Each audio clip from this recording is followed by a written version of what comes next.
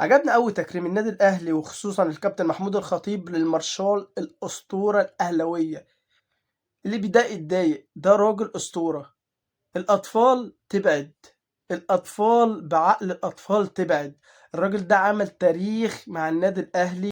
فأنا حبيت أوي موضوع التكريم ده، وحبيت إحساس النادي الأهلي وخصوصًا بفترة الضغط العصبي اللي عدّى بيها طبعًا من ماتش سان داونز طبعًا واللي حصل فيه، وطبعًا مفاجأة طبعًا إن هو ولا مفاجأة ولا حاجة، الناس اللي بتقول مفاجأة وإن هو لأ، هو عارف إن هو كده هيمشي. هو صدمة ليه إن هو كان نِفْسه وأمنيته إن كولر يستمر طبعًا لكأس العالم CV لوحده تاني طبعًا، وكان على فكرة يستحق.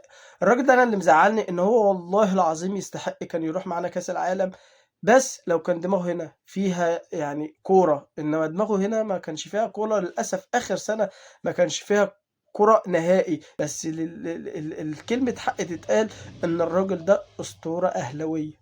من أساطير المدربين في النادي الأهلي، أيوه مارسيل كولر من أساطير المدربين للنادي الأهلي، ومن أحلى الناس اللي دخلت متعت عينيا بالكورة في أول سنتين، من أحلى الناس اللي متعت أو من أفضل 3 يعني اللي أنا شفتهم. يعني طبعا جوزيه أحلى كورة شفتها في حياتي طبعا، ودي كلمة حق. في 2017 حسام البدري، مانويل جوزيه ده لا خلاف عليه، ده اللي خلاني احب التيكي تاكا، وايام برشلونة زي ما قلت لكم رونالدينيو والناس دي كانت فيها عارف انت شامة من نفس الموضوع، من التيكي تاكا وباصا وجري ومثلثات ومربعات والحاجات اللي انت بتحبها كلها.